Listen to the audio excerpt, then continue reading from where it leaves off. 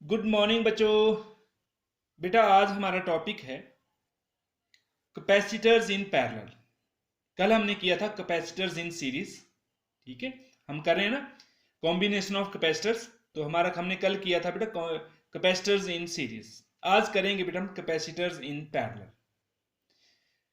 तो जो किसी भी बहुत सारे जैसे एक से ज्यादा दो या दो से ज्यादा कैपेसिटर्स को हम कब बोलेंगे कि वो पैरेलल में है?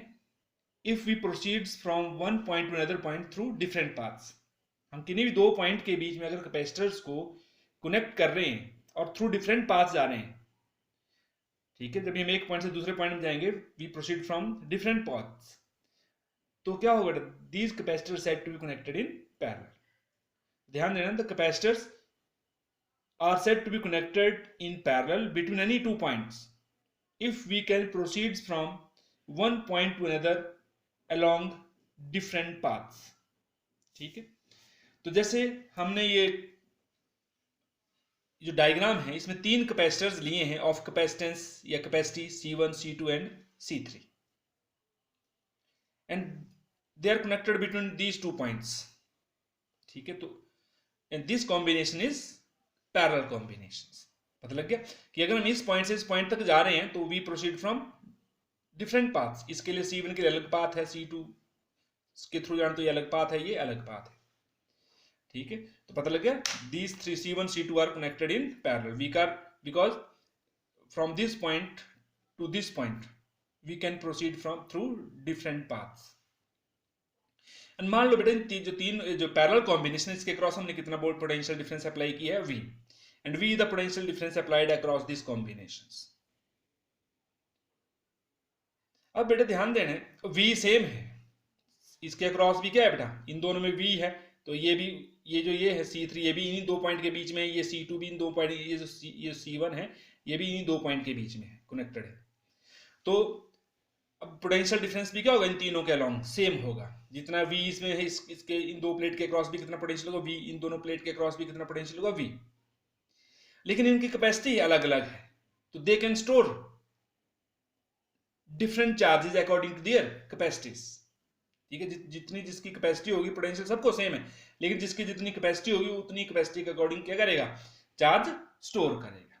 तो मान लो बेटा ये कितना चार्ज स्टोर कर रहा है, ये Q1 ये Q2 और ये Q3, और हमें पता है Q कितना होता है C into V, V same है तो कैपेसिटी डिफरेंट है तो चार्ज भी क्या होगा बेटा, अलग अलग होगा अकॉर्डिंग टू द। तो Q1 कितना आ गया बेटा हमारे पास, C1V Q2 मतलब charge stored by second capacitor C2, C2 into V और Q3 C3 इंटू V। ठीक है, अब ध्यान दो बेटा इसने Q1 स्टोर किया, इसने Q2, इसने Q3, अब इन तीनों का टोटल मान लो कितना है, जो बैटरी से जो पोटेंशियल से जो भी बैटरी है उसके अक्रॉस उससे कितना टोटल चार्ज आ रहा है बेटा, Q चार्ज आ रहा है। ठीक है, मान लो टोटल चार्ज Q जा रहा है, फिर Q1 इधर चलेगा, Q2 इधर, Q3 इधर, तो let Q is the total charge of parallel network. Then total कितना आएगा बेटा हमारे पास, Q is equal to Q1 plus Q2 plus Q3, क्योंकि जो Q जा रहा है तो ये कि इन तीनों का ही सम आएगा, Q1 plus Q2 plus Q3।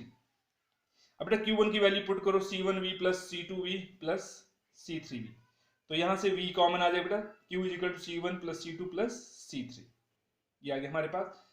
अब ध्यान देना बेटा, अब इन तीनों का कोई ना कोई नेट इफेक्ट होगा, एक सिंगल कैपेसिटर के बराबर कोई ना कोई इफेक्ट होगा, उसको हम CP मान लेते हैं। If late CP is the equivalent capacitance of parallel combinations, जो पैरेलल कॉम्बिनेशन का जो टोटल इफेक्ट हो किसके बराबर मान लिया हमने, CP मतलब total capacitance of parallel combination.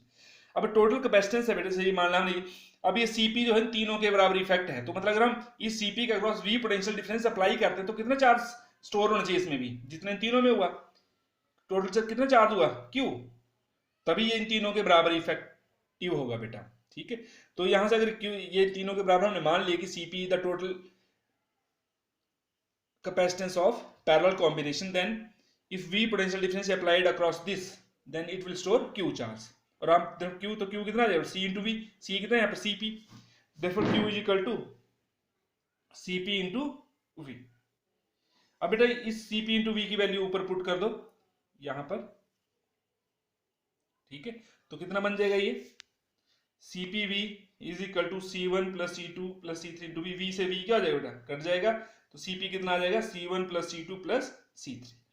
तो मतलब जो टोटल कैपेसिटेंस होता है पैरेलल कॉम्बिनेशंस का is equal to sum of the individual capacitances of capacitors.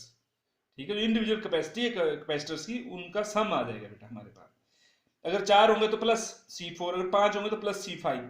ठीक है, अगर n कैपेसिटर्स हैं तो कितना आ जाएगा टोटल कॉम्बिनेशन, जो टोटल कैपेसिटेंस है कितना आ जाएगा, C1 plus C2 plus C3 plus so on Cn। Clear. अब बेटा जैसे हम कोई मान लो, जैसे कल भी लिया था हमने एग्जांपल सीरीज में, मान लो ये 1 माइक्रोफैरड है और ये C2 2 माइक्रोफैरड है और C3 कितना मान लिया हमने, 3 माइक्रोफैरड है। देन व्हाट इज Cp, वही C1 plus C2 plus C3। तो C1 कितना है बेटा 1 माइक्रोफैरड, बाद ये भी 2 माइक्रोफैरड और ये 3 माइक्रोफैरड, तो कितना बन जाएगा बेटा 3 2 प्लस 1 प्लस 3 कितना बन जाएगा 6 माइक्रोफैरड।